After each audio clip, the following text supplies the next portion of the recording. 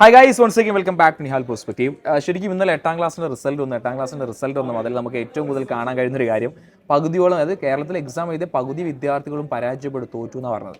എന്താണ് ശരിക്കും അത്രയും കൂടുതൽ വിദ്യാർത്ഥികൾ എട്ടാം ക്ലാസ്സിലെ പരീക്ഷയെ തോൽക്കാൻ കാരണമെന്ന് നിങ്ങൾ ആരെങ്കിലും ചിന്തിച്ച് നോക്കിയിട്ടുണ്ടോ? എന്തായിരിക്കും അതിൻ്റെ കാരണം? കൃത്യമായി നമ്മളെല്ലാവരും സ്കൂളിൽ പോകുന്നുണ്ട്, കൃത്യമായി നോട്ടുകൾ ഫോളോ ചെയ്യുന്ന, കൃത്യമായി ക്ലാസ്സുകൾ നമ്മൾ കാണുന്നുണ്ട്. പക്ഷെ എന്തുകൊണ്ടായിരിക്കും കേരളത്തിലെ പകുതിയോളം വരുന്ന വിദ്യാർത്ഥികളെ എട്ടാം ക്ലാസ്സിൽ തോൽക്കാണ്ടായ കാരണം? ഈ പഠിക്കാത്തതുകൊണ്ട് പഠിക്കാത്തതുകൊണ്ടാണ് എട്ടാം ക്ലാസ്സിലെ വിദ്യാർത്ഥി തോൽക്കാനുള്ള കാരണം? തലേന്ന് മാത്രം പഠിച്ചതുകൊണ്ട്. ശരിക്കുള്ള റീസൺ അതാണ്. പക്ഷേ അതാണോ? പക്ഷെ ഇവിടെ ഇത്രയും വലിയൊരു സംവിധാനം ഇവിടെ ഉണ്ടായിട്ട് പോലും എട്ടാം ക്ലാസ്സിൽ പകുതിയോളം വരുന്ന വിദ്യാർത്ഥികൾ പരാജയപ്പെട്ടിട്ടുണ്ടെങ്കിൽ അതിന് ഏറ്റവും പ്രധാനപ്പെട്ട കാര്യം നമ്മുടെ സിസ്റ്റം അല്ലെങ്കിൽ എഡ്യൂക്കേഷൻ സിസ്റ്റത്തിൽ കൃത്യമായ ഒരു കണ്ടിന്യൂസ് ഇവാലുവേഷൻ കുട്ടികളെ പുറകെ പോകുന്നില്ല എന്ന് ഏറ്റവും പ്രധാനപ്പെട്ട കാര്യം. അതായത് രാവിലെ കുട്ടികൾ സ്കൂളിൽ പറഞ്ഞയക്കുന്നുണ്ട്, അവർ തിരിച്ചു വരുന്നുണ്ട്. ഇതിൻ്റെ ഇടയിൽ എന്ത് കാര്യമാണ് നടക്കുന്നതെന്നുള്ള കൃത്യമായ ഒരു ഫോളോ അപ്പ് സ്കൂളിൻ്റെ ഭാഗത്തുനിന്നോ അല്ലെങ്കിൽ ടീച്ചേഴ്സിൻ്റെ ഭാഗത്തുനിന്നോ അല്ലെങ്കിൽ എസ്പെഷ്യലി പാരൻസിൻ്റെ ഭാഗത്തുനിന്നോ ഏതൊക്കെയോ ഭാഗത്തു നിന്നുള്ള കൃത്യമായ ഫോളോ അപ്പിൻ്റെ കുറവാണ് ഇതിൻ്റെ ഏറ്റവും വലിയൊരു കാര്യം. അല്ലെങ്കിൽ ഞാൻ പോലും ഇന്നലെ റിസൾട്ട് വന്നപ്പോൾ ഇത്രയും പരാജയം അല്ലെങ്കിൽ പകുതിയോളം വിദ്യാർത്ഥികൾ തോൽക്കുക എന്ന് പറഞ്ഞു കഴിഞ്ഞാൽ നിങ്ങൾ ആലോചിച്ച് നോക്കൂ. ഈ കുട്ടികൾ അടുത്ത വർഷം 9ാം ക്ലാസ്സിലേക്ക് എത്തുന്നു, അവർ 10ലേക്ക് എത്തുന്നു, അവരായിരിക്കും പിന്നെ എന്ത് ചെയ്യുക, +1 +2ലേക്ക് എത്താൻ വേണ്ടി പോകുന്നത്.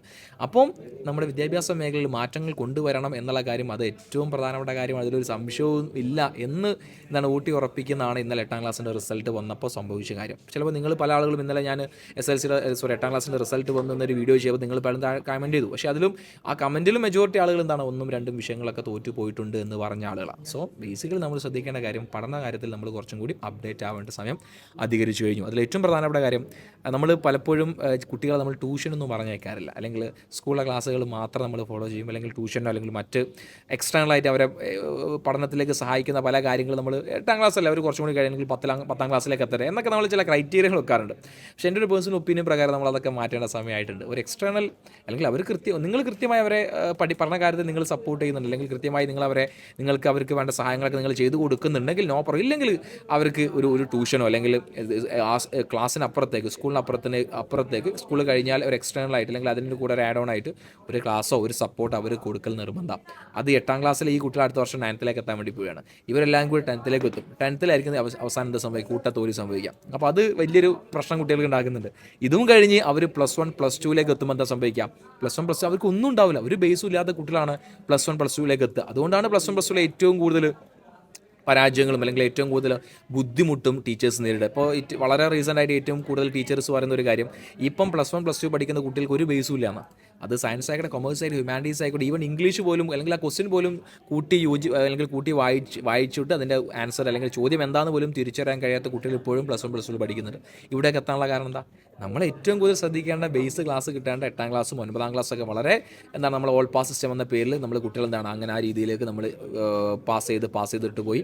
അതാണ് ശരിക്കും ഏറ്റവും വലിയൊരു പ്രോബ്ലം. അത്തരം വിഷയങ്ങളൊക്കെ ഇനി മാറുമെന്ന കൃത്യമായ ഒരു വിശ്വാസം അല്ലെങ്കിൽ അതിനൊരു ഒരു പോസിറ്റീവായ കാര്യം ഇനി സംഭവിക്കും. അത്തരത്തിലുള്ള കുട്ടികളൊക്കെ മാറി നല്ല കണ്ടന്റുള്ള കുട്ടികൾ ഇനി വരും എന്നൊരു നമുക്ക് പ്രതീക്ഷിക്കാം. കാരണം ആ രീതിയിലാണ് നമ്മുടെ ടെക്സ്റ്റ് ബുക്ക് മാറി, സിലബസ് മാറി, ക്വസ്റ്റ്യൻ പാറ്റേണൊക്കെ മാറിയിട്ടുണ്ട്. അപ്പോൾ അതൊരു പോസിറ്റീവായിട്ട് നമുക്ക് നമുക്ക് എടുക്കാമെന്നാണ് ഈ ഒരു അവസരത്തിൽ എനിക്ക് തോന്നുന്നത്. അപ്പോൾ ഈ ഒരു റിസൾട്ട് അല്ലെങ്കിൽ 8ാം ക്ലാസ്സിൻ്റെ റിസൾട്ട് ശരിക്കും എന്നെ സംബന്ധിച്ച് ഒരു ഷോക്കിംഗ് റിസൾട്ടായിരുന്നു. കാരണം അത്രയും പകുതി കുട്ടികൾ തോൽക്കുമെന്ന് ഞാൻ ഒരിക്കലും വിചാരിച്ചിരുന്നില്ല. അപ്പോൾ നമ്മളെല്ലാവരും ഏത് ക്ലാസ് ആണെങ്കിലും കുട്ടികൾ കൃത്യമായ രീതിയിലേക്ക് അല്ലെങ്കിൽ എക്സാം പോയിൻ്റ് ഓഫ് വ്യൂവിലേക്ക് കുട്ടികൾ എത്തുന്നില്ല. ഇതിൻ്റെ ഏറ്റവും വലിയൊരു ഡ്രോബാക്ക് എനിക്ക് തോന്നിയ കാര്യം, അവർക്ക് കൃത്യമായി എഴുതുന്ന കാര്യത്തിലേക്കുള്ള അവരുടെ സ്കില്ല് ഡേ ബൈ ഡേ കുറഞ്ഞുകൊണ്ടിരിക്കുക. ഈവൻ മലയാളം ആയിക്കോട്ടെ അല്ലെങ്കിൽ ഇംഗ്ലീഷ് ആയിക്കോട്ടെ, ഹിന്ദി ആയിക്കോട്ടെ, ലാംഗ്വേജിലേക്ക് ഏറ്റവും കൂടുതൽ കുട്ടികൾ അല്ലെങ്കിൽ ഹിന്ദിയാണ് ഏറ്റവും കൂടുതൽ തോറ്റെന്നാണ് നമുക്ക് കിട്ടുന്ന വിവരം. കാരണം മറ്റൊന്നല്ല, അവർക്ക് ആ ലാംഗ്വേജുമായിട്ട് അവർ നിന്നില്ല, അവർ വായിക്കുന്നില്ല, അവർ എഴുതുന്നില്ല. അവർ ഏറ്റവും കൂടുതൽ ക്ലാസ് കാണുന്നു അല്ലെങ്കിൽ അവർ ഏറ്റവും കൂടുതൽ ഇടപഴകുന്നതൊക്കെ ത്രൂ മൊബൈൽ ഫോൺ വഴിയാണ്. മൊബൈൽ ഫോൺ വഴി അവർ കാണുകയും കേൾക്കുകയും ചെയ്യുന്നുണ്ട്, അതവർ ഓക്കെയാണ്. പക്ഷേ അവർ എഴുതുന്നില്ല, അവരുടെ എഫേർട്ട് എടുക്കുന്നില്ല. നമ്മൾ എന്തെങ്കിലും എഴുതിയാലും നമ്മൾ എന്തെങ്കിലും വായിച്ചാലും മാത്രമേ ഉള്ളൂ കണ്ടന്റുകളൊക്കെ നമുക്ക്, എസ്പെഷ്യലി ലാംഗ്വേജ് നമ്മൾ എത്രത്തോളം ആ ലാംഗ്വേജുമായിട്ട് നമ്മൾ ഇടപെടുന്നു, അതാണ് ലാംഗ്വേജിൻ്റെ ഏറ്റവും പ്രധാനപ്പെട്ട കാര്യം. ഓക്കെ, അപ്പോൾ നമ്മളെ പഠിക്കുന്ന ഒരു എഫേർട്ട്, പണ്ടൊക്കെ നമ്മൾ കുറേ പഠിക്കുന്നതിന് വേണ്ടി സമയങ്ങൾ മാറ്റി വെച്ചിരുന്നു. അപ്പോൾ ആ രീതിയിലൊക്കെ നമ്മൾ മാറണം. നമ്മൾ കുറച്ചും കൂടി ഈസിനെസ് അല്ലെങ്കിൽ ലേസിനെസ്സിലേക്ക് നമ്മൾ പോയിട്ടുണ്ടെങ്കിൽ നമ്മൾ വീണ്ടും തിരിച്ച് വരേണ്ട സമയമാണ് എന്ന് ബോധ്യപ്പെടുത്തുന്ന ഒരു സംഭവമാണ് ഗവൺമെൻറ് ഭാഗത്ത് ഉണ്ടായത്. അത് ശരിക്കും പ്രശംസനീയമായ ഒരു സാധനമാണ്, നമ്മുടെ മിനിമം മാർക്ക് കൊണ്ടുവന്നത്. ഓക്കെ, അപ്പോൾ എനിവേ സംവിധാനങ്ങളൊക്കെ മാറാൻ വേണ്ടി പോവുകയാണ്. നമ്മളും മാറ്റത്തിൻ്റെ ഭാഗമായി എത്തേണ്ടതുണ്ട്. 8ാം ക്ലാസ് മുതൽ നമ്മൾ കൂടുതൽ ശ്രദ്ധ നമ്മുടെ വിദ്യാർത്ഥികൾ കൊടുക്കേണ്ടതുണ്ട്. നിങ്ങൾക്ക് കൃത്യമായി സ്കൂളിൽ കൊടുക്കുന്ന കാര്യങ്ങൾ വീട്ടിൽ നിങ്ങൾക്ക് അവരെ മോണിറ്റർ ചെയ്യാൻ സാധിക്കുന്നുണ്ട്, അവരെ നിങ്ങൾക്ക് കൃത്യമായി ഇതിൽ സപ്പോർട്ട് ചെയ്യാൻ സാധിക്കുന്നുണ്ടെങ്കിൽ ഇറ്റ്സ് ഓക്കെ. അതർവൈസ് നിങ്ങളൊരു ട്യൂഷനോ അല്ലെങ്കിൽ എന്തെങ്കിലും രീതിയിലൊക്കെ അവരെ കൊണ്ടുപോയി ചേർക്കുന്നതൊക്കെ നല്ല കാര്യമാണ്. അതിൽ ഒരു മടി നിങ്ങൾ വിചാരിക്കേണ്ട. കാരണം ആ രീതിയിലേക്ക് നമ്മുടെ സംവിധാനങ്ങൾ മാറുമ്പോൾ നമ്മളെ സപ്പോർട്ടും ആ രീതിയിലേക്ക് മാറേണ്ടതുണ്ട്. ഓക്കെ, എനിവേ പരീക്ഷയ്ക്ക് അല്ലെങ്കിൽ തോറ്റുപോയ വിദ്യാർത്ഥികൾ അല്ലെങ്കിൽ 1-2 സബ്ജക്റ്റ് തോറ്റുപോയ വിദ്യാർത്ഥികൾ ഒരു ടെൻഷനും വേണ്ട. It's part of life. ഇതൊക്കെ നമ്മളെ എക്സാം എഴുതുമ്പോൾ സംഭവിക്കുന്ന കാര്യമാണ്. അത് നമ്മൾ ഈ ഒരു സന്ദർഭത്തിൽ വരാനിരിക്കുന്ന നമുക്ക് എക്സ്ട്രാ സ്കൂളിൽ നിന്ന് കിട്ടുന്ന ക്ലാസ്സുകൾ അത് മതി. അത് വളരെ എഫക്റ്റീവായി നിങ്ങൾ പഠിക്കുക. ആ രീതിയിലായിരിക്കും എക്സാമുകൾ നടക്കാൻ വേണ്ടി പോകുക. പോസിറ്റീവായിട്ടിരിക്കുക. അപ്പോൾ തോറ്റു എന്ന് വെച്ചാൽ ആരും പേടിക്കുകയോ ടെൻഷൻ അടിക്കുന്നു വേണ്ട. അതൊക്കെ നിങ്ങൾക്ക് ഈസി ആയിട്ട് പഠിച്ചു കഴിഞ്ഞാൽ നിങ്ങൾക്ക് അതൊക്കെ പാസ്സാകാൻ വേണ്ടി സാധിക്കും.